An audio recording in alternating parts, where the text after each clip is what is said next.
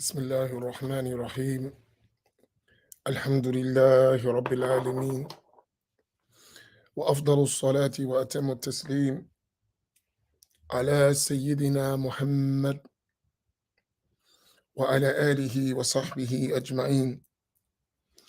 اللهم علمنا ما ينفعنا وانفعنا بما علمتنا وزدنا علما. اللهم لا سهل إلا ما جعلته سهلا وأنت تجعل الحزن إذا شئت سهلا. سبحانك لا علم لنا إلا ما علمتنا إنك أنت العليم الحكيم.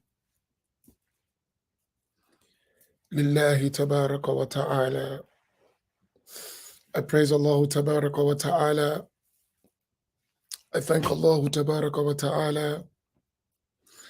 I ask Allah to send countless blessings and salutations on Sayyidina Muhammad sallallahu alayhi wasallam, his family, his companions, and all those who follow them in excellence until the day of judgment.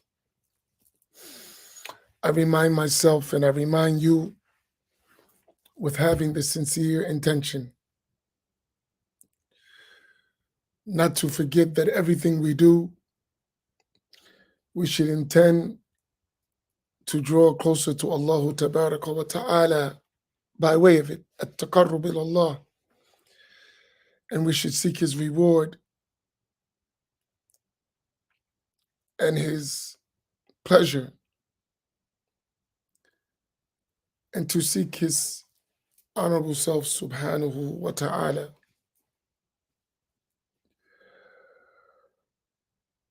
Allah subhanahu wa ta'ala mentioned in the Quran, وَقُلْ رَبِّي زِدْنِي عِلْمًا.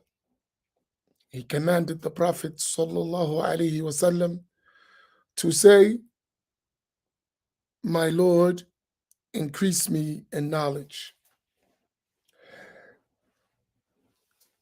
I want to share something with you that I don't think many of us understand its importance. And it's natural that we don't, because it's not our affair. It's not our matter, in one sense. But in another sense, it should be our matter. Most of us just want to go to paradise. We have nothing else in mind. I just want to make it to paradise.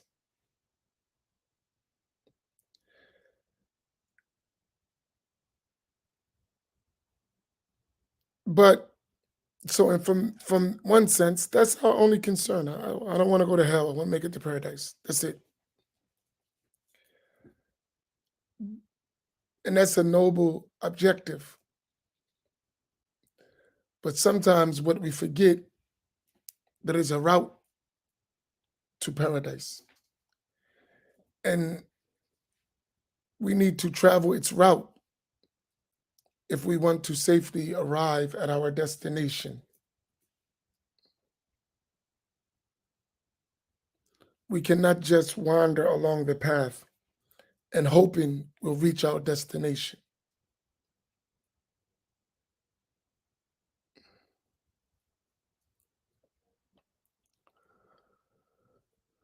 So, with that being said, certain things become important for us because we want to make it to paradise. And the most important thing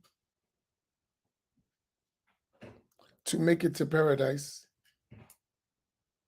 is having the correct creed and belief about Allah Tabaraka wa Ta'ala, His Messenger, and the religion of Al-Islam.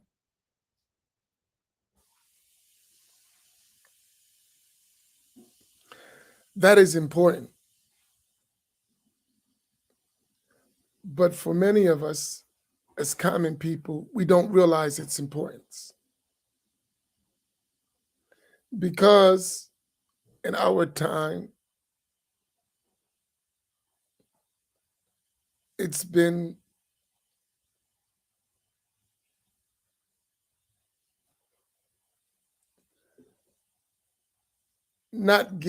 it's not been given its importance. So yesterday, I was having a talk with a person,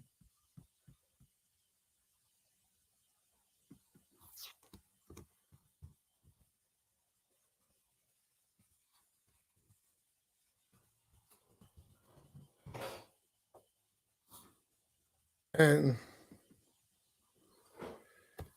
the conversation went to knowing the proper belief or not.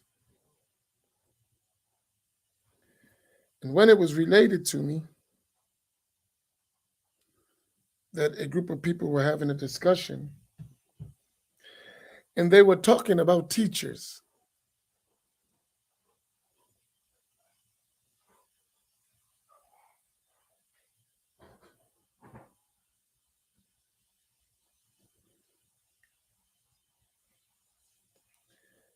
And one of the brothers he mentioned, he said, so and so is a Wahhabi.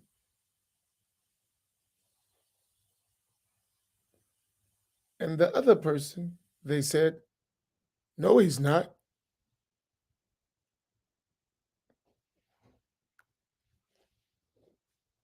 And the person was Wahhabi, for sure, like no doubt. And then that person began to explain the creed of Ahl Sunnati wal Jama'ah, but still didn't realize that the person they were listening to was a Wahhabi. It shows you strange, right? The person has the correct belief in Allah subhanahu wa ta'ala, but because of their emotional attachment or their liking someone's delivery or speech or their subject matter, fail to realize that the person you're talking about is teaching a belief that's not valid to teach. I found this like really strange because this person had been learning for years, decades. And after decades, the kids still couldn't distinguish between correct creed and invalid creed.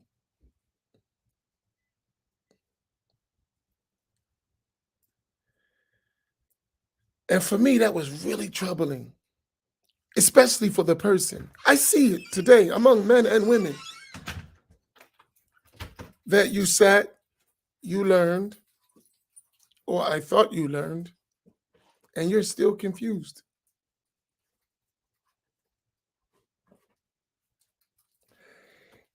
I didn't say you disagree.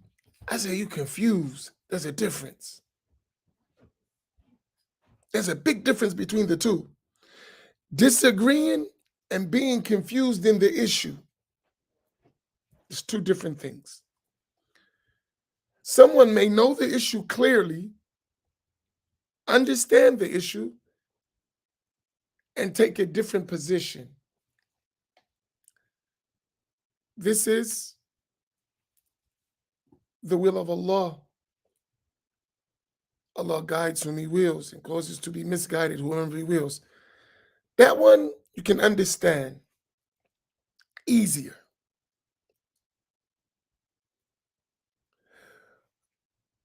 But which is the one that's problematic is the one, to me, is who's sitting in the class, who's taking notes, who's recording, who's listening to recordings, and still doesn't understand.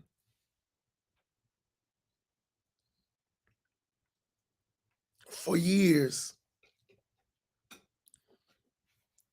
I have a great concern for such people.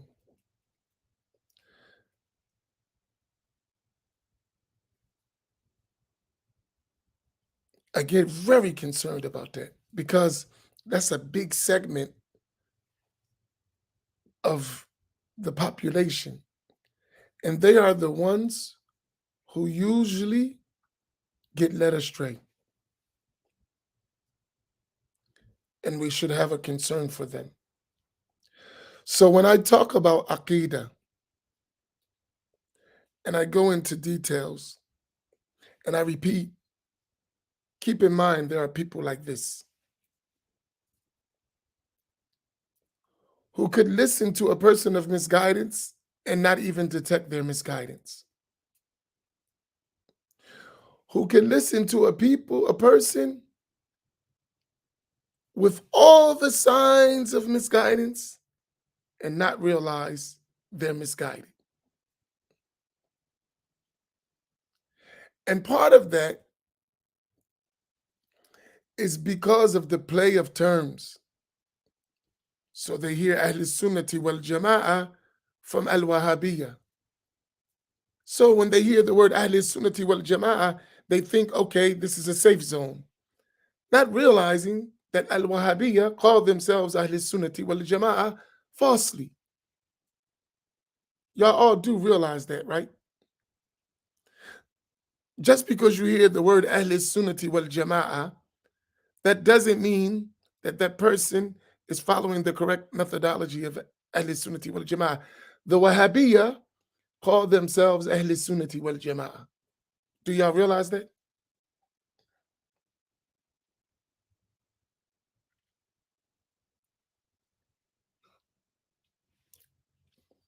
They've hijacked the name, the title Ahl Sunnati wal Jama'ah. So a person would tell you that I'm Ahl Sunnati wal Jama'ah while ascribing to Allah non-befitting attributes. So your job is to distinguish that, to distinguish, and that's why I always say al-asha'ira wal-maturidiyya. When I say Ahl Sunnati wal Jama'ah, I always follow it with al-asha'ira wal-maturidiyya in Aqidah. Because when we say Ahl Sunnati wal Jama'ah in fiqh, everyone knows Hanafi, Maliki, Shafi'i, Hanbali. And the Wahhabi will tell you that as well. But the issue is in the creed. It's not a light issue. It's not. It's not an issue that you can just pass by and overlook.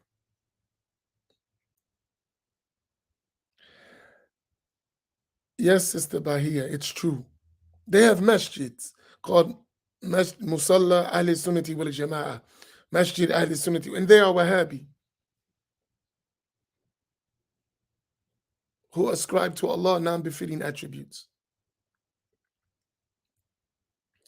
Somebody has to tell you, or you will walk around and walk into misguiding beliefs and not know it because no one said anything.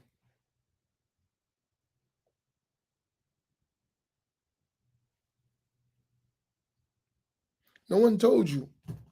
Everyone remained silent. And we should not be like that.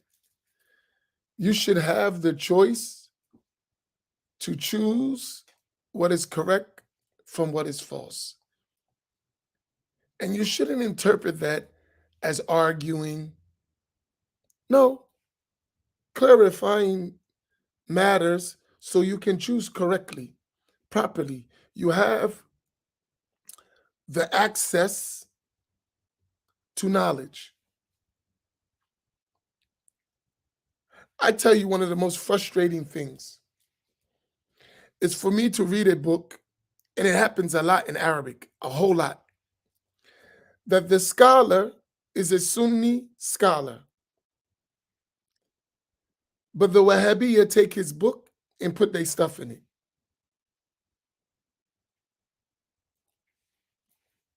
The Wahhabiyya take his book and put their stuff in it. That's so frustrating. It happens a lot. You'll read a book of a Ash'ari, Maliki, Sufi, Ash'ari, Shafi'i, Sufi, for instance. And then you will notice all of the footnotes are Wahhabi footnotes. And they would use in the footnotes, they would be correcting the author. Then some are worse than that. They just change the author's words altogether.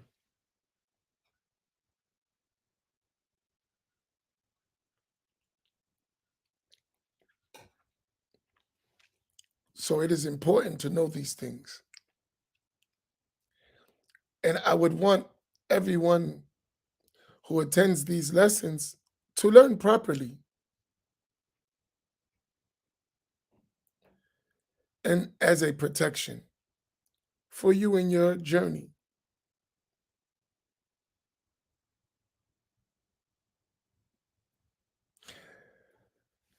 So please, I implore you to take studying serious. You don't have to be a scholar, but whatever you learn, take it serious. Don't waste your time, right?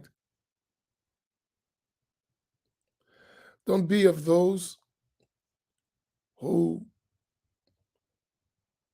just took knowledge as edutainment. Take it as something serious that's going to help you get to paradise,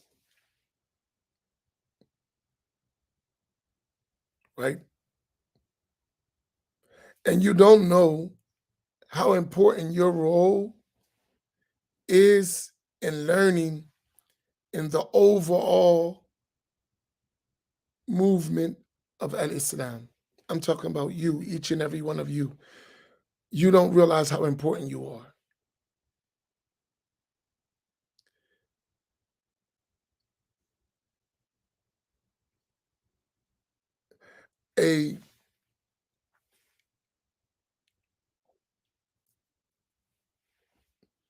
The more we learn as a group, the more strong we become in the foundations of the religion. The better our situation will be as a whole, right? So there is a necessary part of us learning that we learn well so that we can make a norm. I have in my heart, as is many of other of our teachers, that we want to see in this country where the default position is Ahl Sunnati wal Jama'ah, meaning Ash'ari Maturidiyya. That's the default position. That's a lot of work.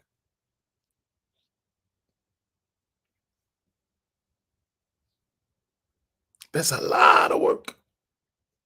But you are a big part of it.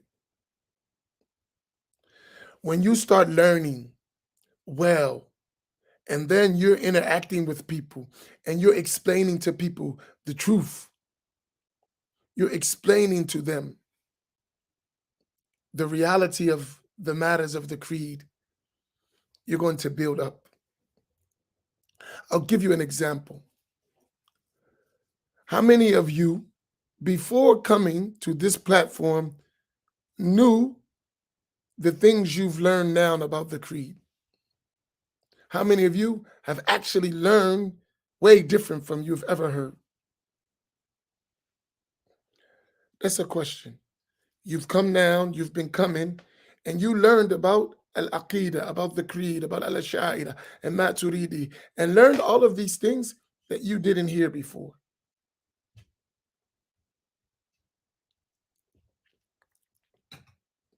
To be honest with yourself. You might learn some, but you've learned new things, right? That you didn't know.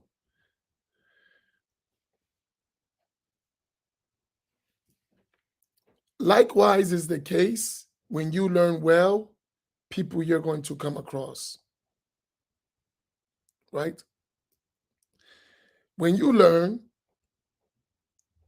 you're going to meet people just like you, right?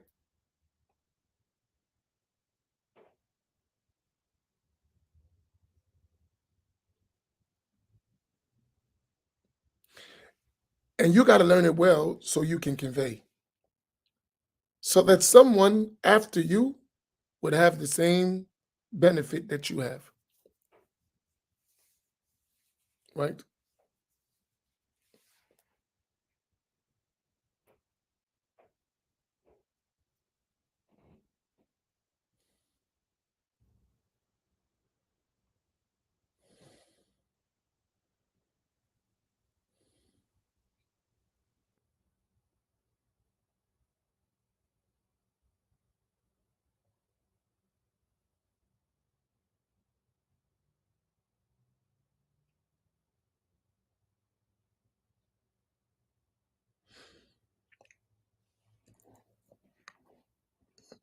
But here's the thing, what I want to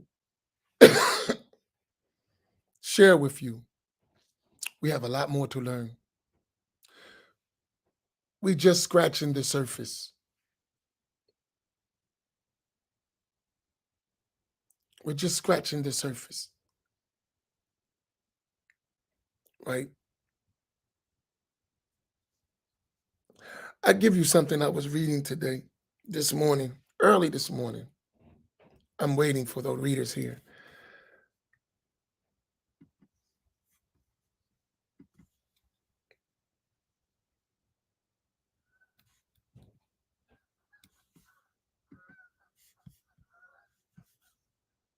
Uh, this morning I'm reading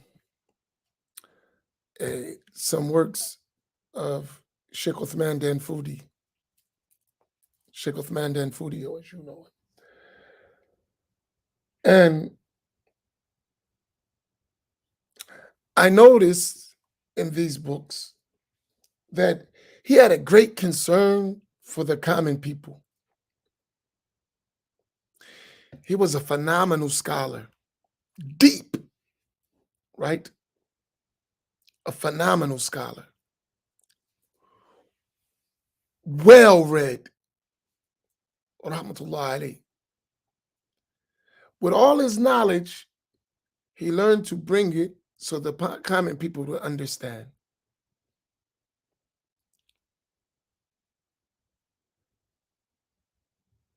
And when you read his works, you can feel that. Like, the common people must know at least their basics.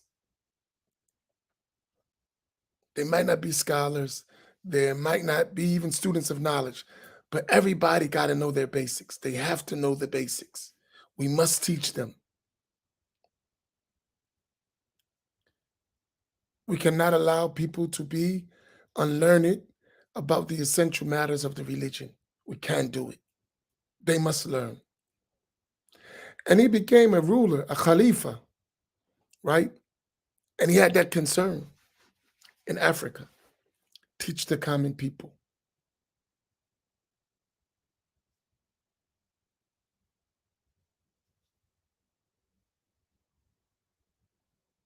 Right? So I just want that to stay in your mind, because I don't hesitate to say the Wahhabiyya are a misguided group, but they're abundant everywhere in this country. Everywhere you turn, the Wahhabiyya have their centers, have their platforms, have their classes, have their shiny pamphlets, have their books. They're everywhere. And Ahl Sunnah, Al-Asha'ira wal-Maturidiyya, really are very small these days in this country, not in the world. And are not diligent enough in confronting these misguided ideas.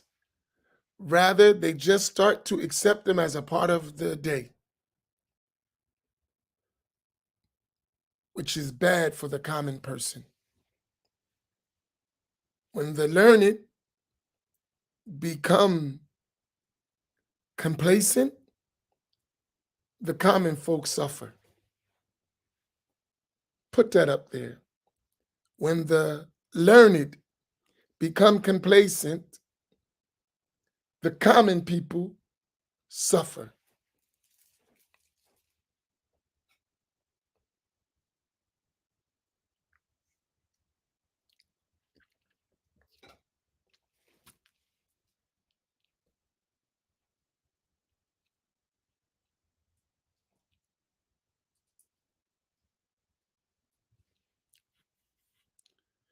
Khadija, I'm going to say something, I'm going to trip you out, but I'm serious. You said, is there any good in what is being taught by the Wahhabiyya? And that question, this is what it sounds like to me. Is there any good in what is being taught by white supremacists? Is there any good that in what is being taught by the Moore Science Temple?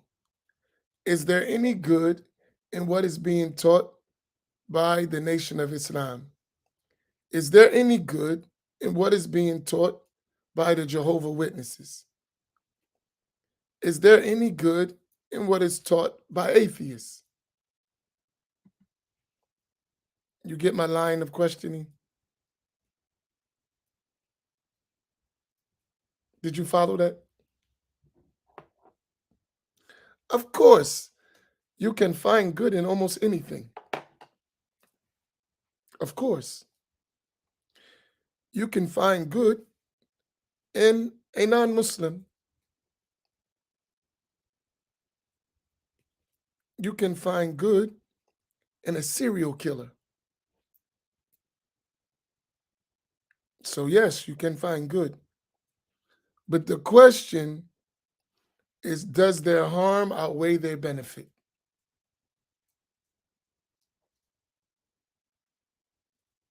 Do you follow my point? Does the harm outweigh the benefit? And the answer is, of course, the harm is much more greater than the benefit. So when I say that, I'll give you some Wahhabi people. They are good with women issues. And women like that stuff, especially Black women. They're talking about our issues, and they are. And they have some good things they're saying about your issues. But at the same time, what you're missing is that they have corrupt creed, that while you listen to that, you're getting fed corrupt creed at the same time.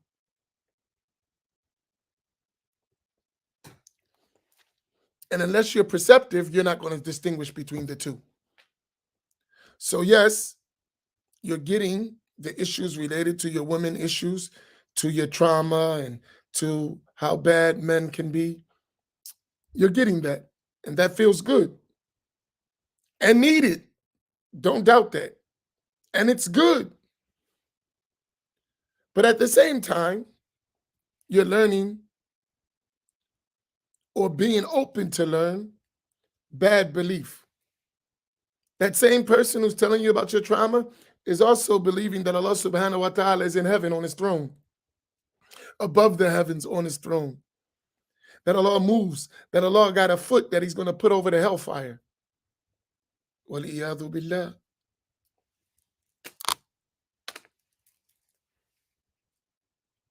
You follow my point?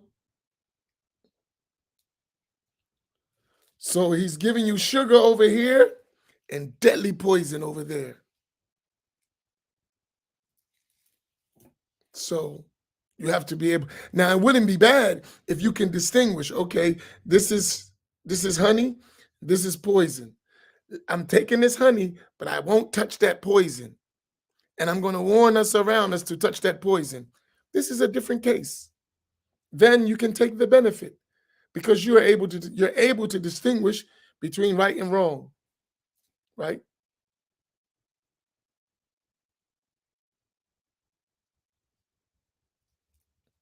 Do you follow what I'm saying? Is that point clear?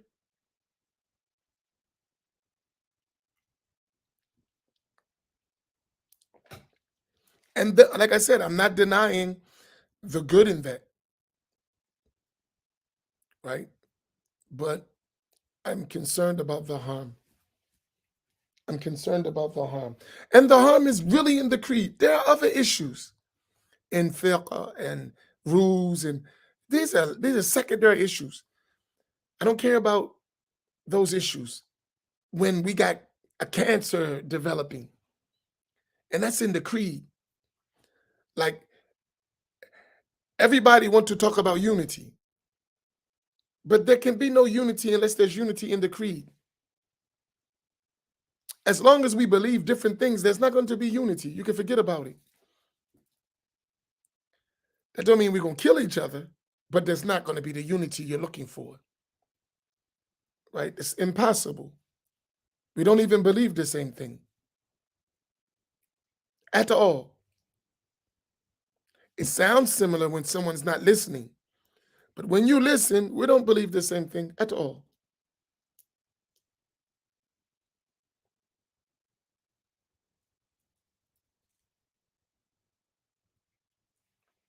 You do realize that by now, right? We don't believe the same thing. You do realize that, right? We may dress the same, we may read the same Quran, we read the same Hadith, but we don't believe the same thing at all. We don't.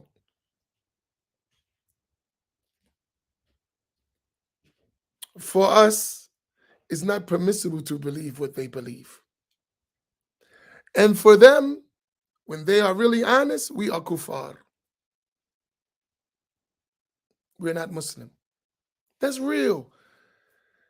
I know that sounds harsh, but your job is to figure it out. What is right and what is wrong. Do you understand that? There is a devil and he exists. There is truth, it exists. There is falsehood, it exists. You have to decipher the two, between the two. That's your job. That's the test that Allah gave all of us.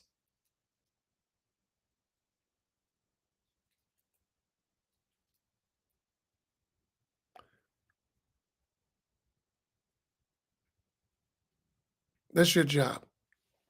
All of us have the job. Allah willed for us to use our intellects to distinguish between truth and falsehood and what is in between. That's the job Allah gave us. Tell you, I just wanted to share that with you because if I don't highlight to you the importance, maybe it will go right over your head. Maybe some of these lessons you will benefit, but not like you should. So I have to tell you. And I'm not going to win a popularity contest trying to tell you. I already realized that. But maybe we will help you get to your objective. Is the hadith about the slave girl misinterpreted? Let me give you an example. So the hadith of the slave girl,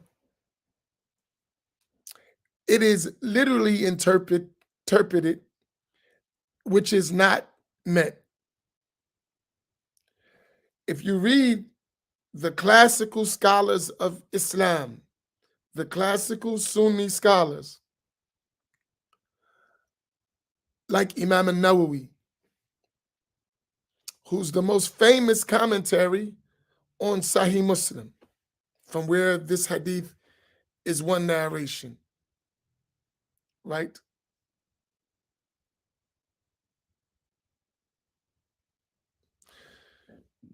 Imam al-Nawawi, when he explained our hadith, clearly said that this is not to ascribe to Allah directions and places. Explicitly, Imam al-Nawawi mentioned it. He's a hafiz of hadith. Oh, that's right. He was an Ash'ari. I forgot. So that don't count. He only counts when he's not talking about Ash'ari stuff. La ilaha illallah. I'm joking, right?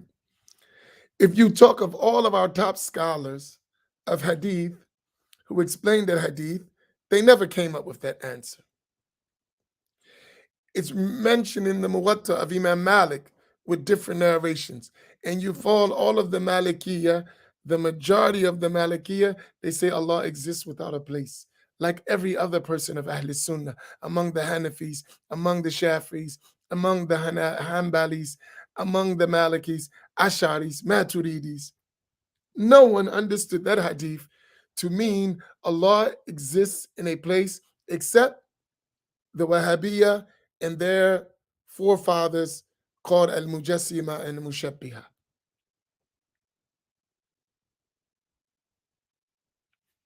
Right? So they're passing you a hadith that if you go to the books where the scholars explain that, you would see that this is not mentioned.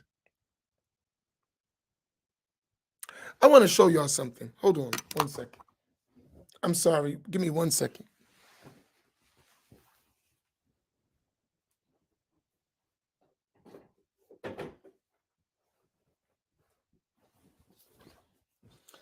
A lot of the people, us, we're on black time, right?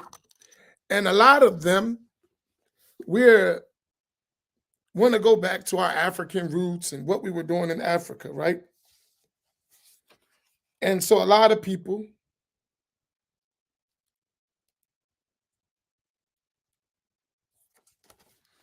became Maliki.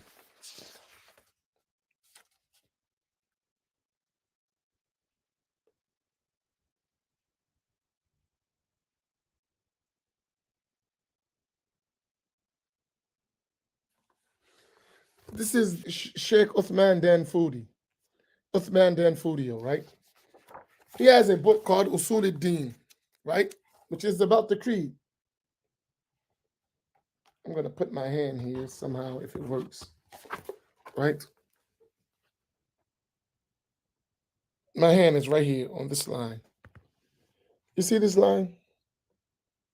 I'm going to read it to you. He says about Allah, وَلَا مَكَانَ لَهُ بَلْ هُوَ كَانَ كَمَكَانٍ فِي الْأَزَلِ قَبْلَ الْعَالَمِ. And then go to the line above, up at the end here. وَلَا جِهَةَ لَهُ وَلَا جِهَةَ لَهُ وَلَا مَكَانَ لَهُ بَلْ هُوَ كَانَ كَمَكَانَ فِي الْأَزَلِ قَبْلَ الْعَالَمِ. Right? What it means, he has no direction and he has no place. Rather, he existed, which means eternally, as he exists, as he existed eternally before the creation of the world, before the universe. He has no place. He has no direction. This Sheikh Uthman Dan Foodio, right? In Africa, who had a Khalifa, who had a Khilafah. Everyone studying. We following the Shehu. The Shehu said Allah exists without a place. The Shehu said Allah has no direction, like all of the other Malikis and Asharis and Maturidis. This is book.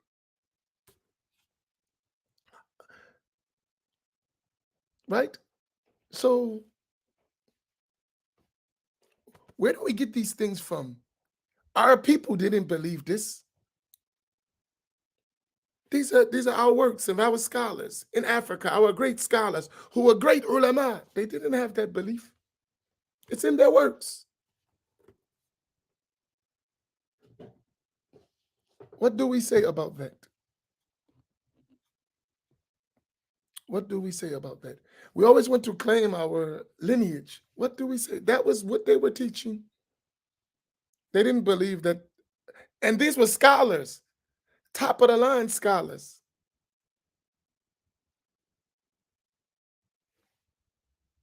Masters of the Islamic sciences.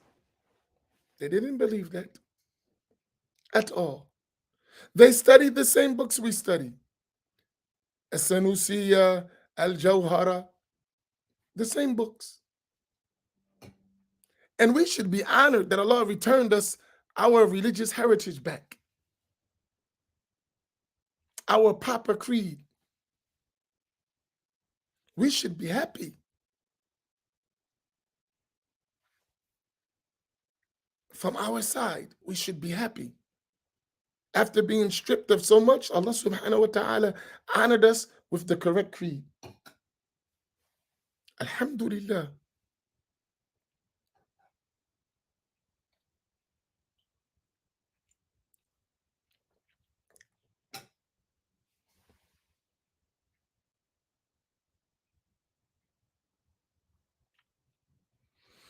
Okay. So the hadith of the slave girl has been totally misunderstood by Al-Wahhabiyya. And the only one who took that was earlier those who likened Allah to the creation, gave Allah his attributes of the creation. This is something specific to them. As for the rest of Sunni Muslims, Ahl Sunnati wal Jama'ah, Al Asha'ira wal Maturidiyya, they don't have these beliefs at all. They all know Allah mawjudun bila makan. Allah exists without a place. He doesn't have a direction or a distance. He is not a body that he occupies a place. Okay. Sorry, reader. Where are we at in our book? What page?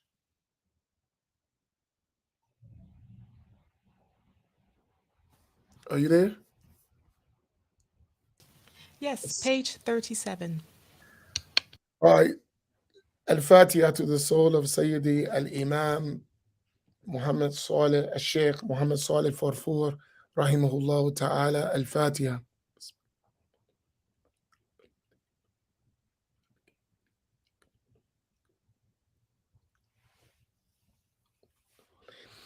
Sifatul Rusul, alayhimus salatu wassalam.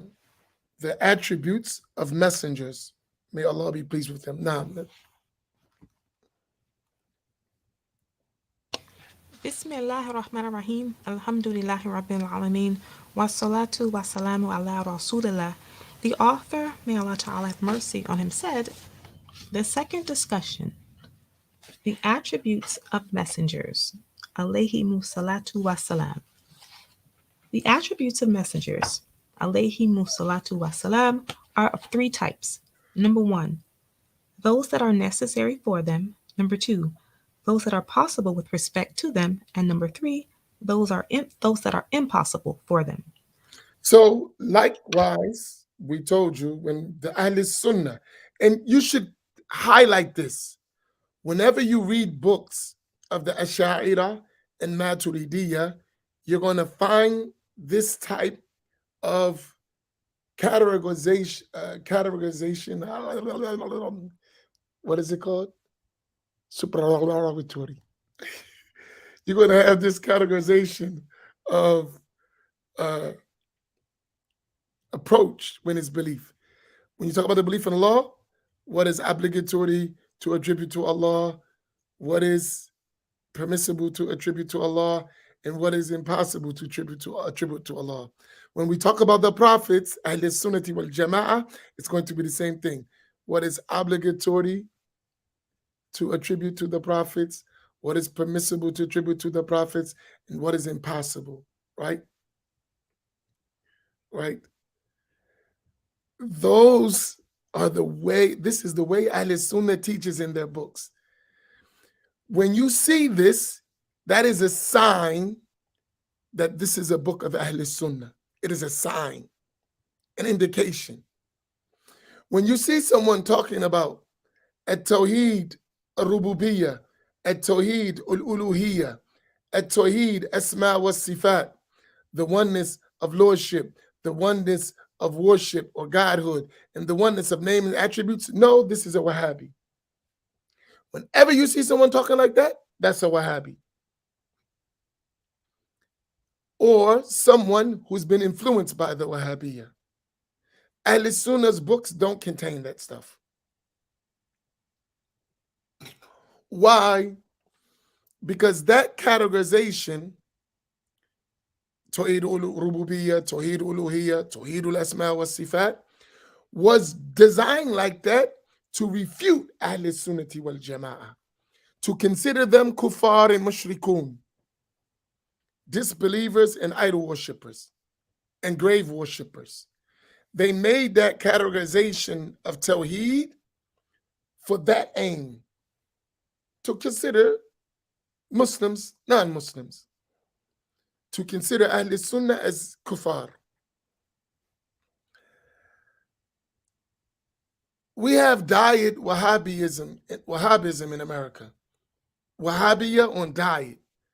If you would have saw the Wahhabiyya in their original state, they were ISIS. The Wahhabiyya in their original state are the equivalent of ISIS today. If you saw them in their original state, not the watered down diet version we got today. I'm talking about the real Wahhabiyya. Allah, ya Allah.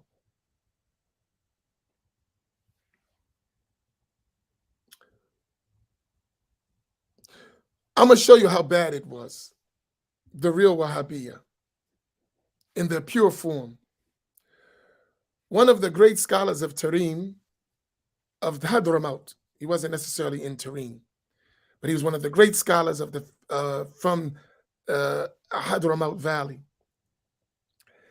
His name was Sheikh Abdullah Basaudan. And one of the family members of the Prophet, sallallahu alaihi wasallam, Tahir ibn Hussein ibn Tahir, he gave a khutbah very firm about these issues as they were developing. Sheikh Abdullah Basaudan, when he saw the fitna of the Wahhabiyya, and if the way he spoke of them would like, wow, the way he spoke of them. And these are real spiritual people, Sufis. And they had, from the 7th century, even the 6th century, 7th century, they had a rule that they don't fight. So one of their early grandfathers, his name was Al-Faqih Al-Muqaddam. He broke his sword. In other words, we don't fight. He broke the sword, literally, and after that, no one fight. During the time of Sheikh Abdullah Basaudan, which was the same time when the Wahhabiyya was spreading, he said about them, if Al-Faqih Al-Muqaddam was alive, he would mend his sword. I want you to think about what he had to see to say such a statement. He said, if Al-Faqih Al-Muqaddam was alive, he would mend his sword. He would put it back together. How bad was it?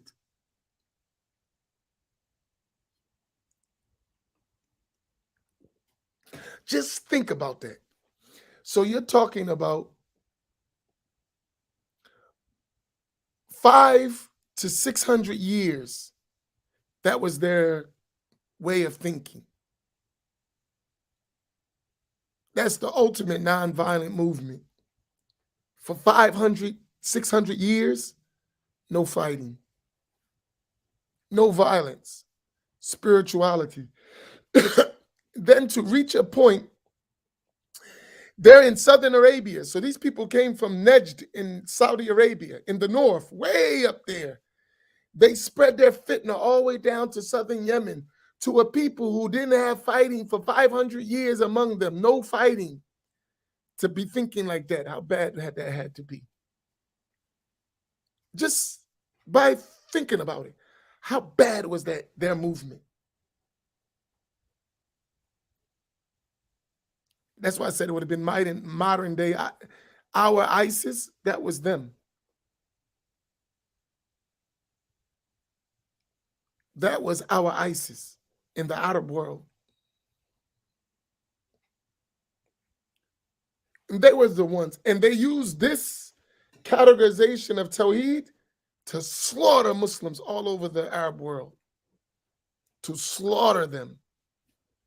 Babies, kids, slaughter. They would go to villages and just kill Muslims in their masjids. This is not new. ISIS have a predecessor for their movements. This is not new. This is not new. Study history.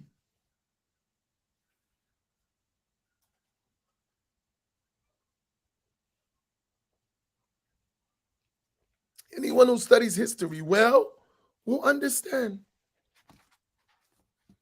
And now that has been repackaged, put a nice ribbon on it, put some flowers around it, and here's our food. La hawla wa la quwwata illa billah. No, thank you. It's been made pretty, the same thing. To the point that we're afraid to discuss it. Oh, why don't you stop talking about the Wahhabis? Well, this is our biggest fitna. It's more dangerous than Corona. If you understand what's happening, it's something we have to clarify.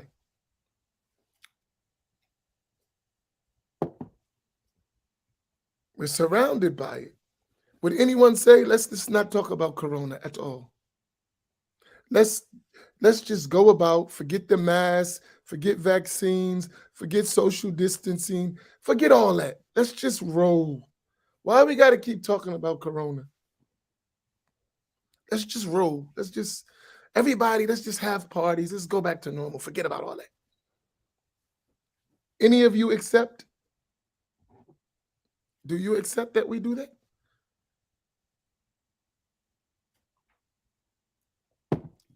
Forget that people getting sick. Forget that people's dying.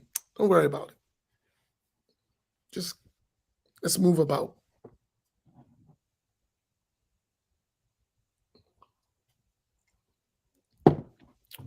No, we don't need all that.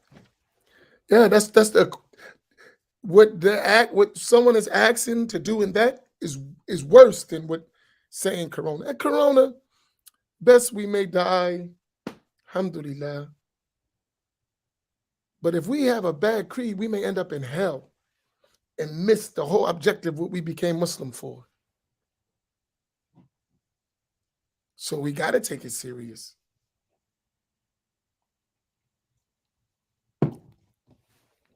So that is a sign for you.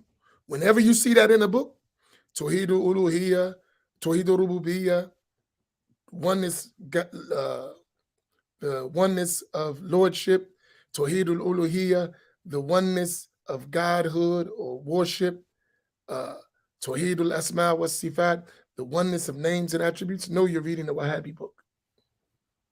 That's a Wahhabi book. When you see this structure, that is a sign that it's Ahl Sunnah. Why do I say it's a sign? Because the Wahhabiyya start playing with the books of the scholars. They're famous for that. So they may put some things to bring you into their Wahhabi thought. So you have to be careful, right? That's why you need living teachers, right?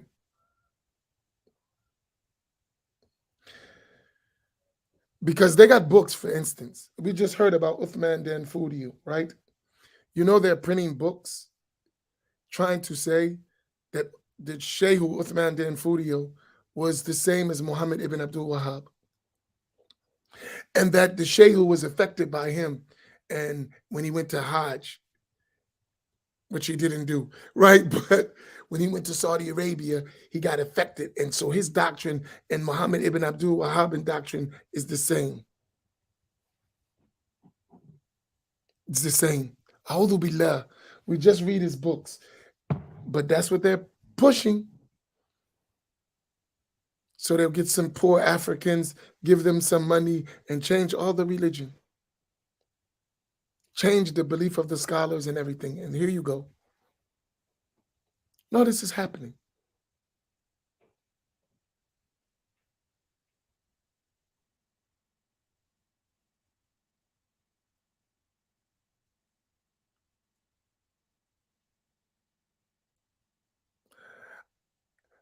There's a lot of deviance going around. You have to watch these jokers.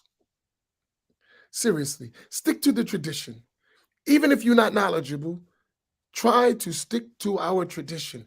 All this new fancy stuff, everyone, I'm the sheikh and I'm the man and I got the new.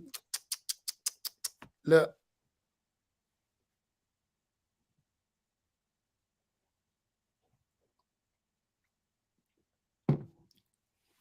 la ilaha illallah. Go ahead. The foregoing is an exposition of the above. That which is broadly and specifically necessary in respect of messengers and prophets. So broadly, we're talking about that which is in general, in brief, so ijmalan and tafsilan, then in detail. So we're going to talk about what is obligatory to believe about the messengers and prophets briefly, then in detail. Go ahead. What is broadly necessary? They are necessarily characterized by those praiseworthy attributes. Put broadly, put briefly. Yajibu ijmalan, briefly. What is briefly necessary? They are necessarily characterized by those praiseworthy attributes befitting their lofty ranks, such as forbearance, equity, truthfulness, generosity, and other virtuous character traits that are the bedrock of the various nations. Mm-hmm. What is specifically necessary? So put that in detail. Excellent. So one is in briefly and one is detail.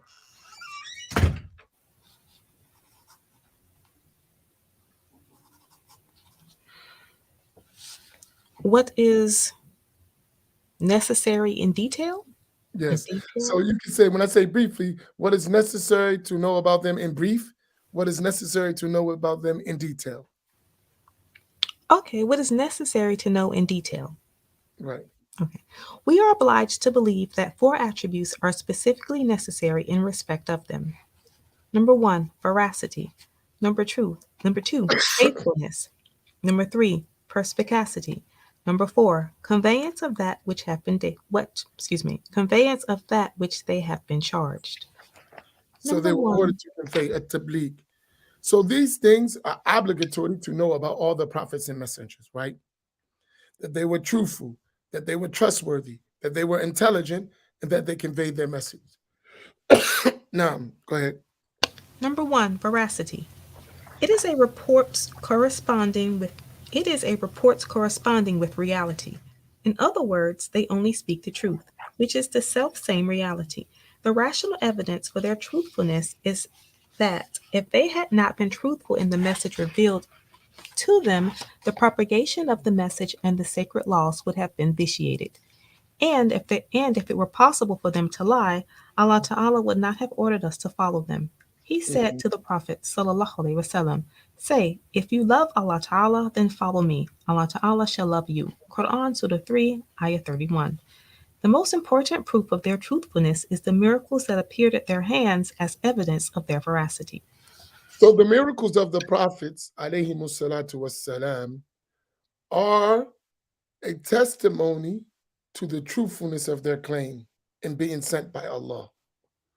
So when the prophets perform miracles, those miracles are signs as if Allah said, my servant is truthful in what he claims prophethood from me. And the evidence of his truthfulness is these miracles that I've gave him that others cannot match.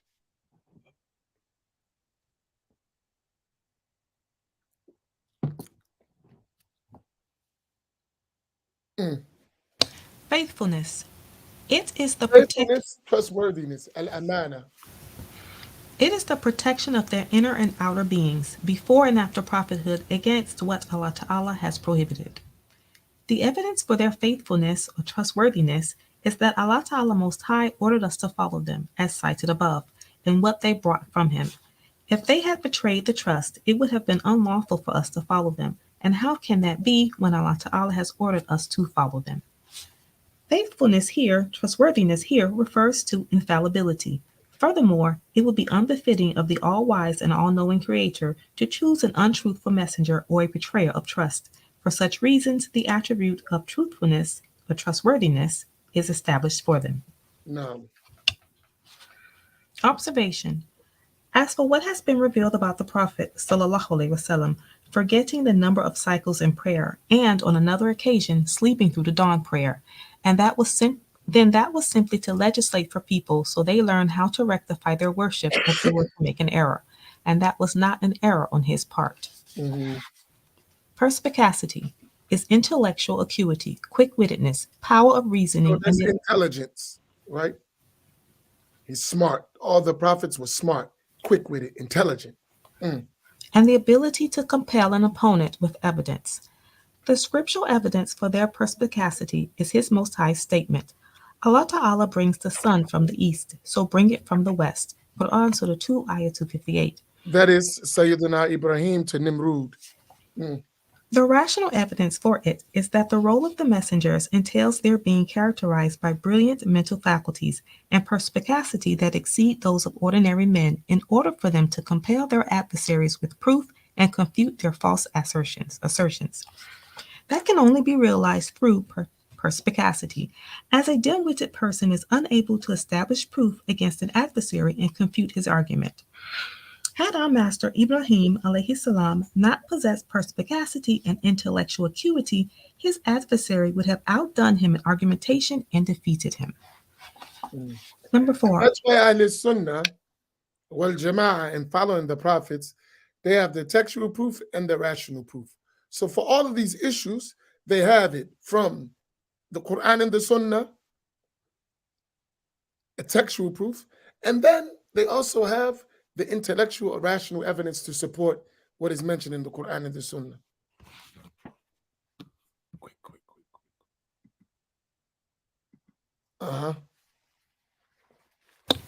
Number 4. Conveyance of that which they have been charged, namely the heavenly laws revealed to them. The scriptural evidence for their conveyance of the message is His Most High's words. So proclaim that which you are commanded, and turn away from the idolaters. Quran Surah 15, Ayah 94. Your duty, O Muhammad ﷺ, is but plain conveyance of the message. Surah 16, Ayah 82. And remember, when Allah Ta'ala took a covenant from the people of the book, He said, you shall make it clear to the people and not conceal it. Surah 3, Ayah 187. The rational evidence is as follows.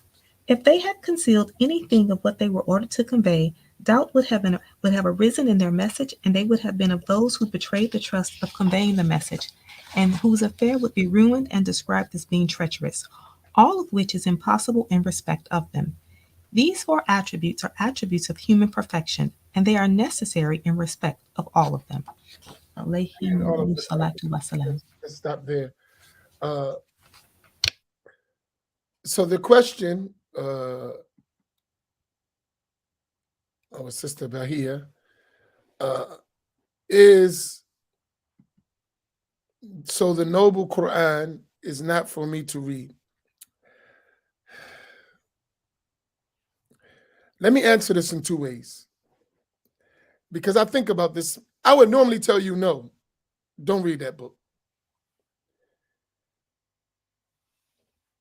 Because it is written by the Wahhabiyya, translated by the Wahhabiyya, and they put their bad beliefs inside of it.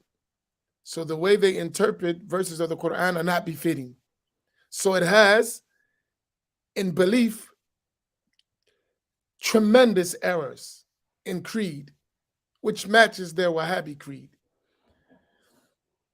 For the sake of your understanding, whenever I say Wahhabiyya, I mean so-called as Salafiyya or Salafi. That's the same thing. I don't say Salafi, I say Wahhabi, right? Y'all do realize why I say Wahhabi, right? Does everyone know why I say Wahhabi and not Salafi? And I will hope you do the same. Do you know why? Share with me. That's a question. Why do I say that? Why?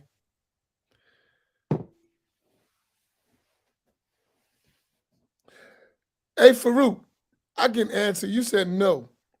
The same reason you don't say Al-Imam Isa Al-Hadi al-Mahdi. You say Dr. York. You don't even say Dr. York. You say York. There's a reason why you say that. Why you don't call him As-Sayyid al-Imam Isa al-Hadi al-Mahdi?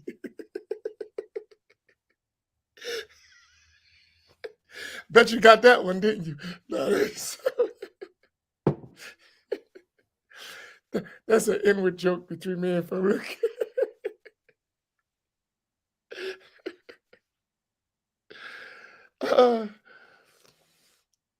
Oh my goodness.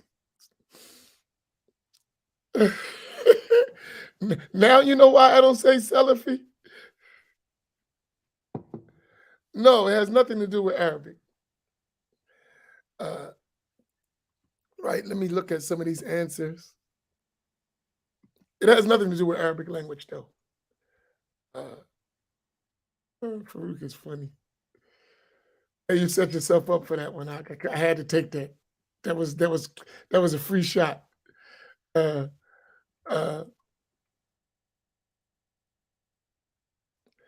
right, I'm just looking at.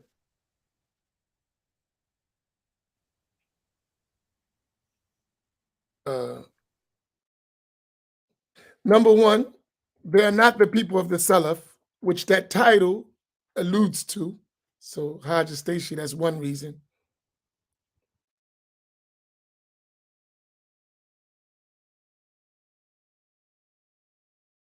So the Salaf was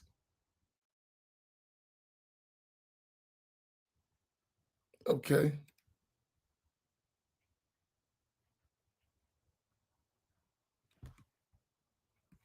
Bingo. That's the main reason right there.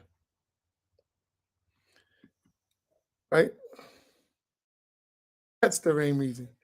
Because that's what they called themselves before they rebranded their name to Salafis to try to connect themselves to the Salaf. Right?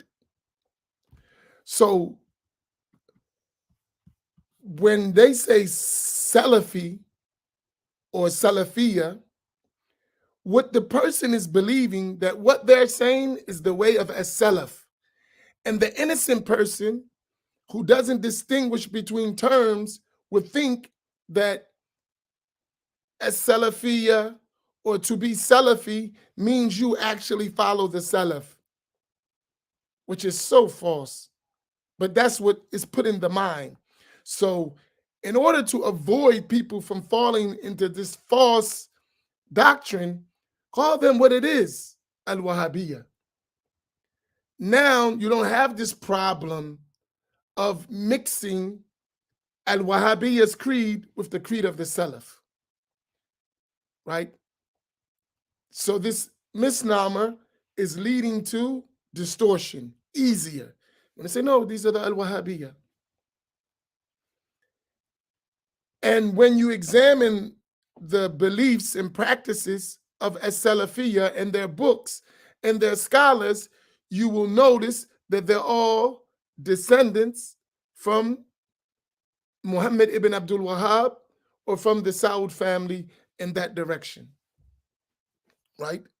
So when someone says, I'm Salafi, you don't realize he's a Wahhabi. You don't realize that these are followers of Muhammad ibn Abdul Wahhab. You don't realize it. So when you see a book written by someone so-and-so, someone al-Sheikh, you don't realize that this is the descendant of Muhammad ibn Abdul Wahhab.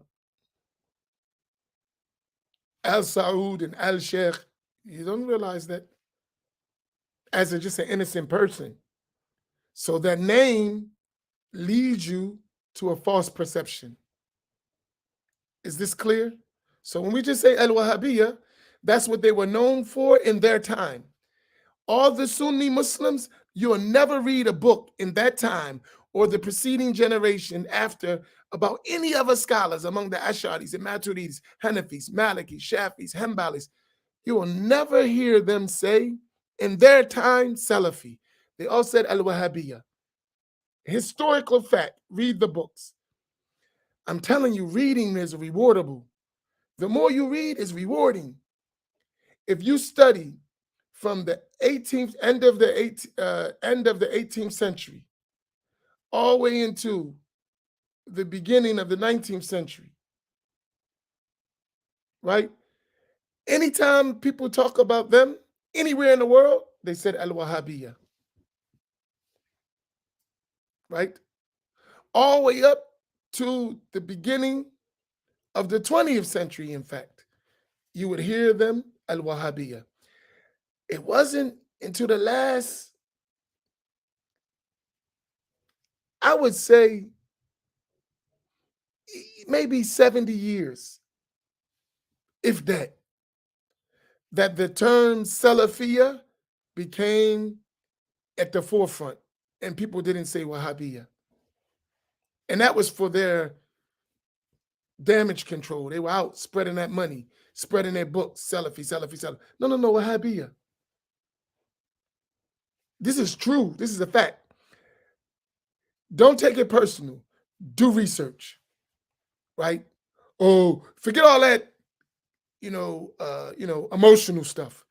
Let's just do the research as it is, and you will see this is the facts.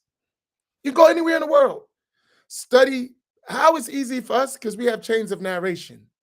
So for us, all of the knowledge we take it by chains of narrations. So we have chains from scholars in that time all over the world, directly from our teachers who took from this teacher in all parts of the world. This is Ahl Sunnah. So we know what those scholars who lived in that time called those people. It's in their books. They said al-Wahhabiyya. They never said Salafiyya, ever. It's not in their books. They said al-Wahhabiyya. From Najdis,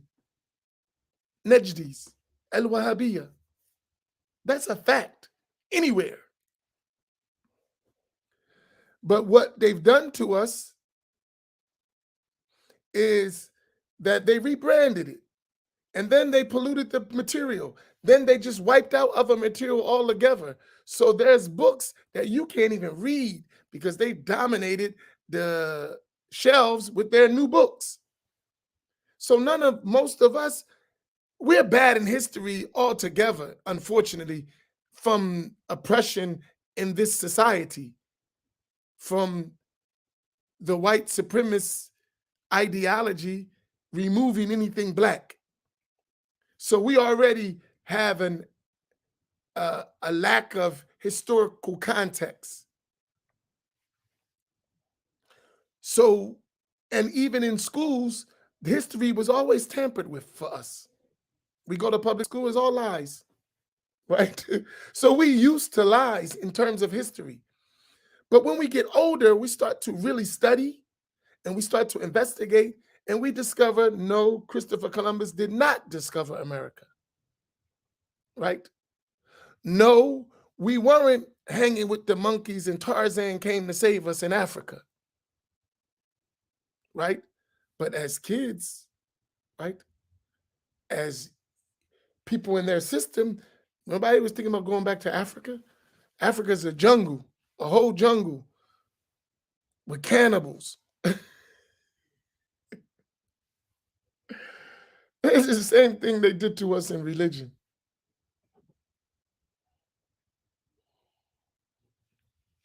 All the Muslims before Muhammad ibn Abdul Wahhab were worshiping graves and saints and praying to idols, and he had to come and bring back real Tawheed because everyone were kuffar. And we actually listen to that nonsense, but because we don't have no historical context, right? No one ever stopped and said, wait, stop. Who were the scholars in the time of Muhammad ibn Abdul Wahhab in Mecca, in Medina, in Al-Azhar, in Morocco, in Fez, in India? Yes. Weren't there people there? Who were they? What were they like? What was their knowledge? What were they teaching, right? Before this guy, what was there? Oh, they were just worshiping graves, right? I'm sorry. But that is funny, right? It's not funny, it's sad, but that's what they're telling us. before he came out of Najd. That's Eastern Arabia. That means the Hijaz, Mecca and Medina, there were people there. And people used to make Hajj for generation and generation and generation. Everybody just went astray. Right? There was this all like idol worshipers, right? Shirk, all of them. Why is laughable? When you know the scholars who lived in that time and before them, that's ridiculous. When you know the scholars who lived in that time, that were the leaders in Mecca and Medina, and know their books and know what they wrote, it's laughable, right? Excuse me. And the scholars of Mecca and Medina wrote against them when they were coming. We had a whole culture of scholarship that the world has not seen. It's hilarious. And that's what they selling us. And they all over our masjids in America, in our cities, telling us that nonsense. And we like, okay. And now, the funny thing, they got black people telling us that. And they brought it. Like, really? And as if we don't understand indoctrination through education. We black, we understand that. We've been indoctrinated in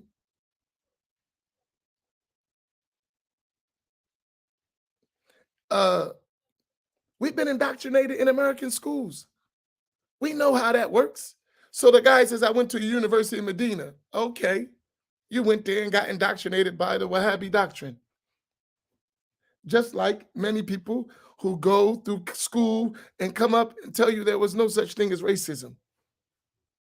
And the world has changed, and you just got to pull yourself up by your bootstraps. All this hanging on to what happened in slave days, it has no effect. You can now make it just like everyone else. This has been indoctrinated through education. He went to Yale and Harvard and lost his mind. Forgot his reality.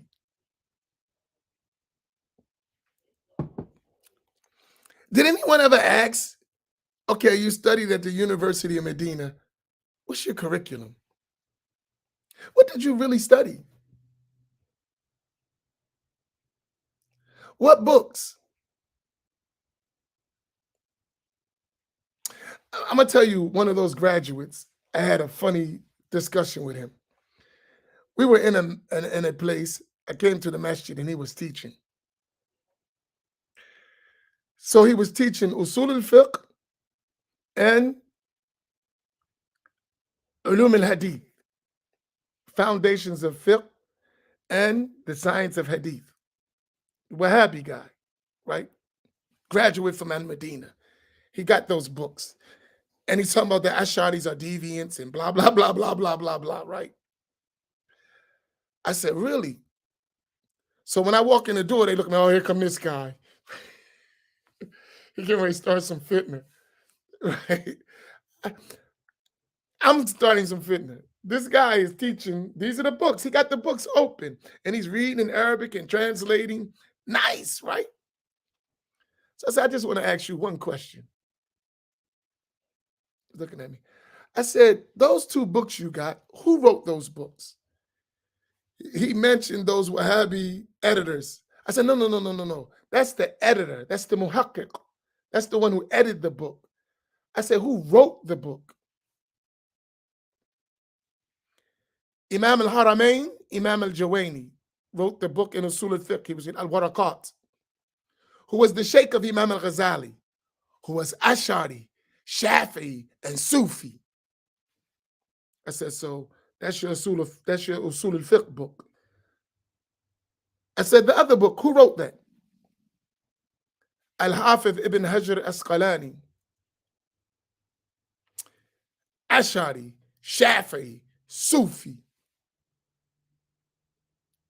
So the books you're referring to are from Ash'aris, Shafi'is, and Sufis, and you sitting there saying the Ash'aris are misguided and Sufis are misguided.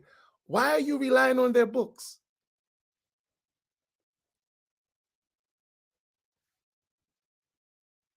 Because look, I don't rely on no Wahhabi books for nothing, right?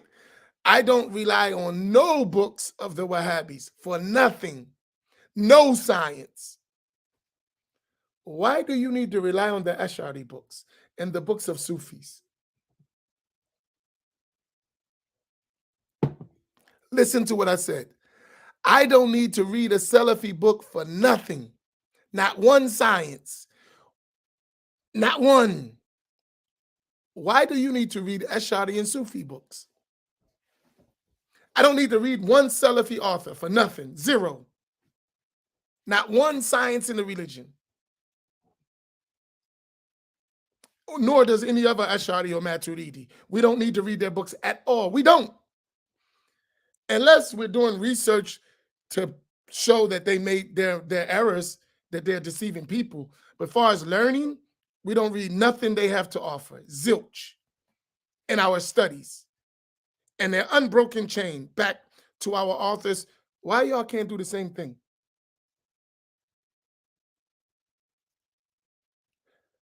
You know, that Arsenio Hall joint, things that make you go, why you can't do the same thing?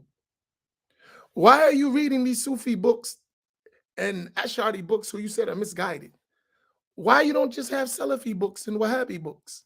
All Salafis with no mistakes.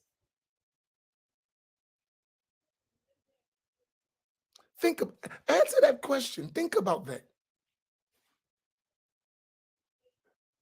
Where are your chains of narration? All Salafis, all Wahhabis back to the Prophet ﷺ with no break. Where are they?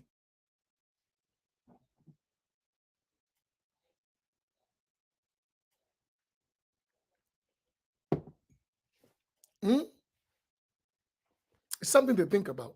I went over time. But so let me go back to that Noble Quran question, because that was where I started from. There's no response. It doesn't exist. Faqidu shay la yutihi. The one who doesn't have a thing can't give it.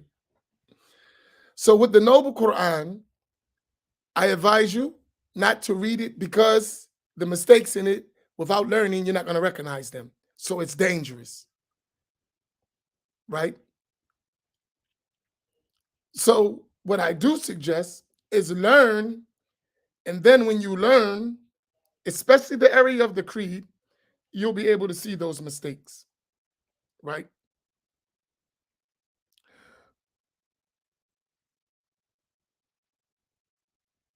And that's the danger in it.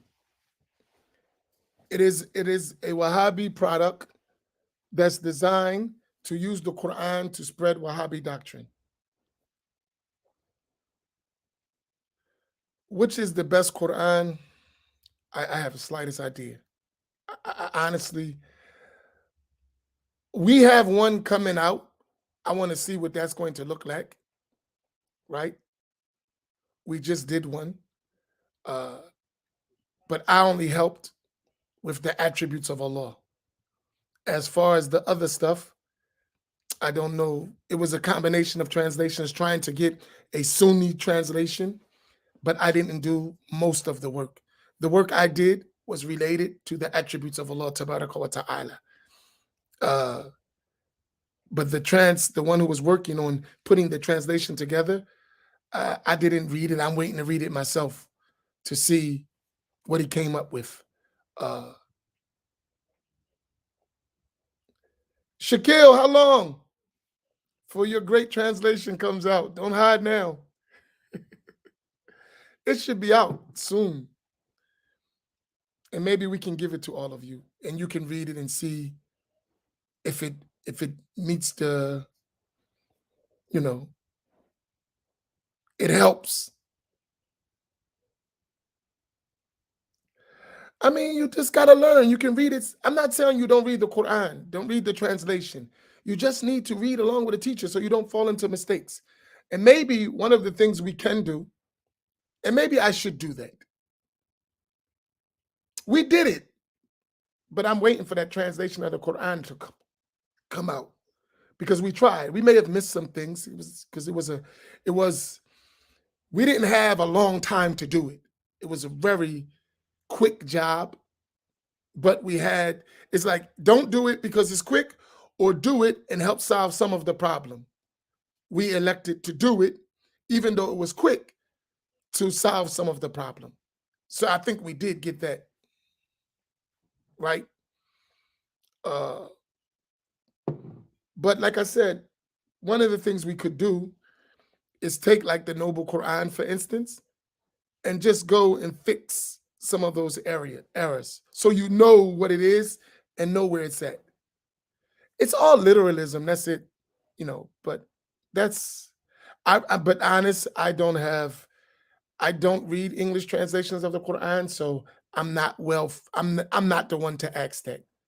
Maybe others who read those Quranic translations and they learn proper creed, they may know better than me. For me, I don't read them. Right? So,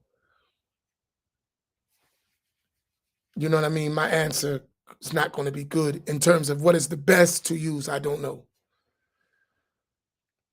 So unless someone else knows something about those translations that I don't know.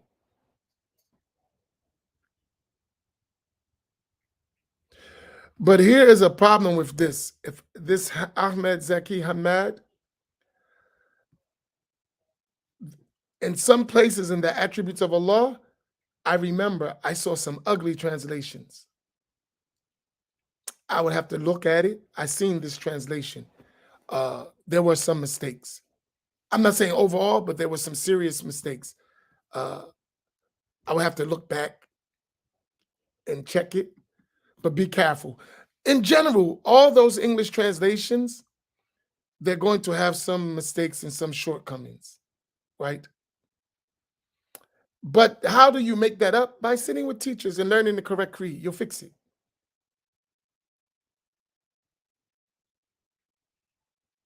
You follow what I mean? You can't do without teachers. You need teachers to clarify things, all of us, right? So I don't say, please don't take from this, because there's mistakes, don't read translations of the Quran. No, I don't agree with that. I say learn the correct belief, and then when you come across those bad translations, because you learned the correct belief, you will know them. So you'll know when you're reading the Noble Quran, for instance, and it says the hand of Allah is over their hands, you already know that Allah doesn't have a limb or organ, and that's a bad translation. You will already know that. And you would know the yad of Allah as an attribute that Allah ascribed to himself, and its reality is known only to him. At minimum, you would know that, so you won't fall into that. You read Allah rose over the throne, you know that Allah doesn't move. You know that Allah is not in a place, so you know this is a bad translation. Do you understand my point? Are y'all with me? Because if I tell you don't read, this is dangerous. Now that means you can be controlled. Even if I have a good intention of telling you to avoid harm, but another harm would develop is if you don't read and I get you in the habit, I can brainwash you. And that's not good. I don't mean me, but anyone. If you don't read, then someone can do whatever they want with you. So even a person who initially may be good, if he go bad, you can't detect it because you don't read. That's a problem. And I know people like that. I know Sunni people who get into cults because they don't read and they don't study with other people. They only listen to this one person, and as soon as he go bad, you go bad with him. And Ahl Sunnah is a protection from all that. Do y'all follow what I'm saying? So I'm never going to tell nobody don't read. I'm saying watch what you read, sit with teachers, learn, get checked, and make the teachers learning those classes, living teachers, the priority. But in addition to that, read and research. right? Yeah, that's true, right? I agree, Joshua. Maybe a statement of 10. That's what when you see this new Quran, that's what we tried to do. We attempted to do that. I don't know how successful we were. We tried. Uh, and may Allah reward us for our effort. But, I'm quite sure it's going to be mistakes in that as well. You know what I mean? But, you do the best you can. But the reason why we're able to have these discussions because we read. We read everything. We read stuff come, we read it, right? And that's why we're able to distinguish because we actually read. We sit with our teachers and just read books. Just read. No, not even sometimes no explanation. Just reading book after book after book after book after book after book after book. So from doing that, I remember our teacher told us there is a computer program, right, in Arabic with a bunch of books, thousands of books, right?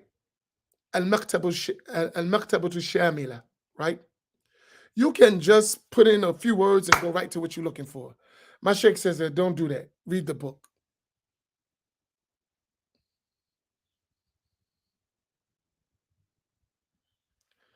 Right? So we can go to Al-Maktabatu Shamila, and you can just find whatever you're looking for, right? Put in a few words and bam, every book that it'll come up.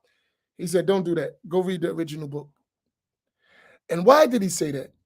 He said, because even though it's going to take you longer to find what you need, you're going to get accustomed to reading the books and you're going to get benefits that you would have never got when you just went on that computer program and went straight to what you were looking for. And sometimes we would be reading, looking for one thing, and we find a bunch of other things. And your research is rewarding,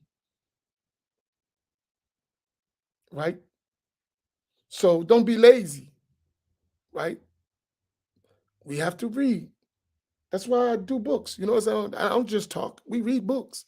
I would prefer to cut down the talking and just read, but I know we probably lose most people because they're not like that.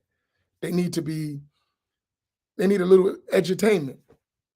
But if it was up to me, we would just read books. Very few comments. Read book after book after book after book after book after book after book. That's what I would do. I would prefer that.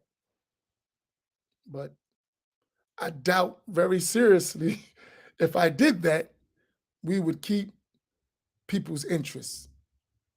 Some, but most people would check out because there's no. It can get boring. Everybody's not a book person. Some people need visual. Some people need jokes. Some people need some back and forth. All of us are different. I understand that. I'm sorry. Okay, what's today? Friday? Friday's Jumu'ah. See how the days all seem one? Friday, Jumu'ah. Please make abundant salat and salam ala Nabi sallallahu alayhi wasallam. For you who are able, read Surah Al-Kahf. And tonight, Sheikh Walid al-Rifai will come on at 7 o'clock with Bidayatul Hidayah for Imam al-Ghazali. May Allah make it easy for us, right? And please, I want you to understand this from my side, my last comment. I want to help you learn. I'm not interested in you following me. I want you to go further than me.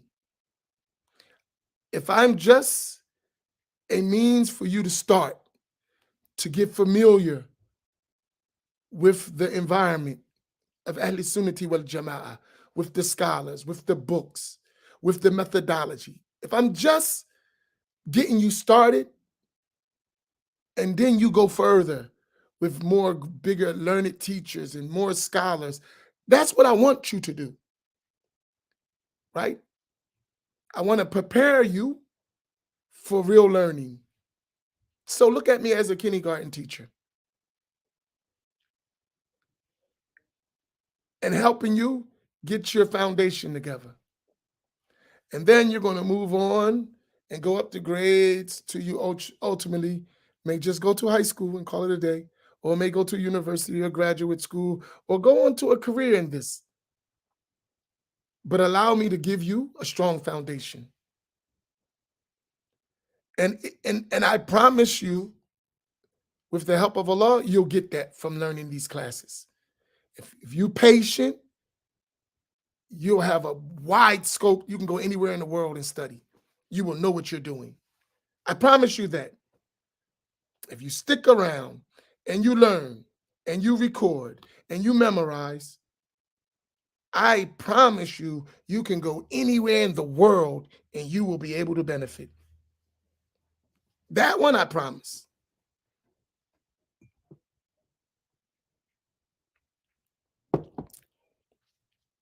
We have people who started with us and they're more advanced than us.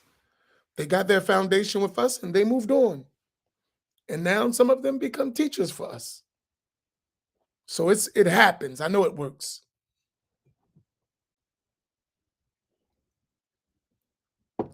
Okay. May Allah reward you all. Inshallah, I'll see you tomorrow morning. Don't forget Sheikh Walid al-Rifai tonight. Barakallahu bikum.